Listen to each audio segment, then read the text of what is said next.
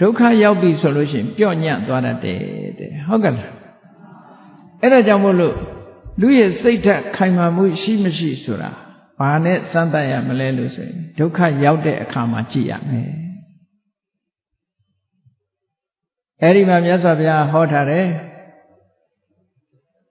အာပဒါဆိုတာလူတွေကမရှောင်လွဲနိုင်ပဲနဲ့ကြုံတွေ့ရတဲ့ဒုက္ခတွေရှိတယ်။ဘာတွေလဲလို့ဆိုရင်ဘောဂဗျတနာ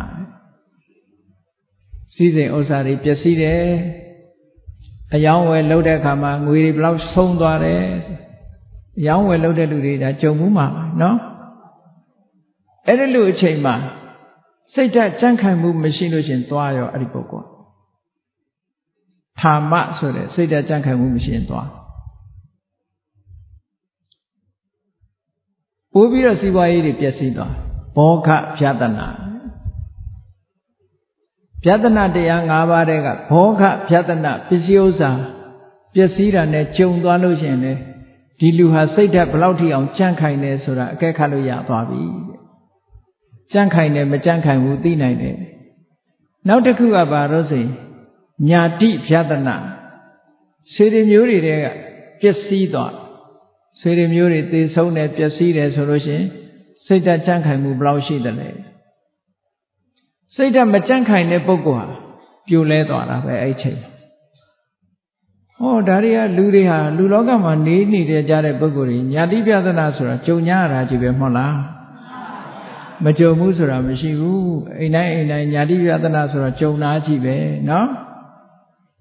ဆွေတွေမျိုးတွေကနေပြီးတော့ပျက်စီးဆုံးရှုံးသွားတာတွေကြုံပြီ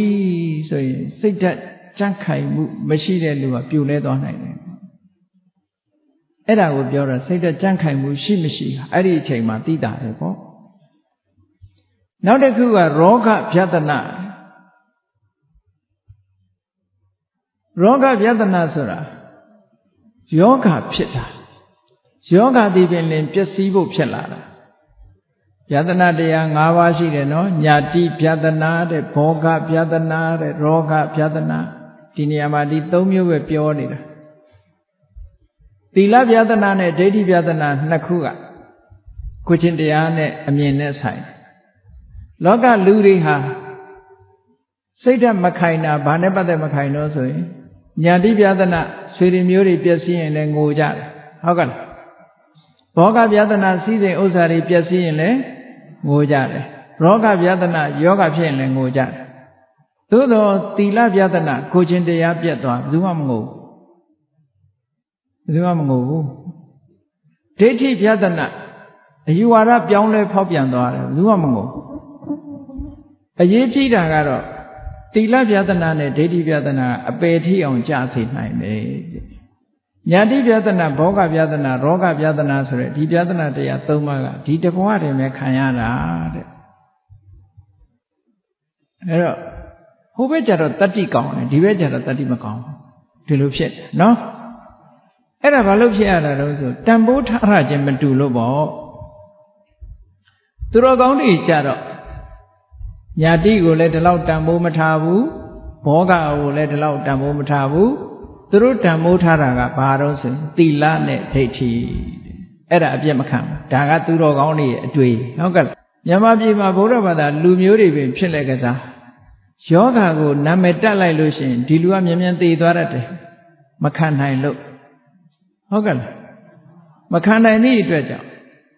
သေမဲ့ယောဂမျိုးဆိုလို့ရှိရင်အဲ့ဒီလူကမြင်မြင်သေသွားတတ်တယ်ခံနိုင်ပြီဆိုလို့ရှိရင်အသက်ရှည်နေတဲ့ပုဂ္ဂိုလ်တွေရှိတယ်နော်ခံနိုင်အောင်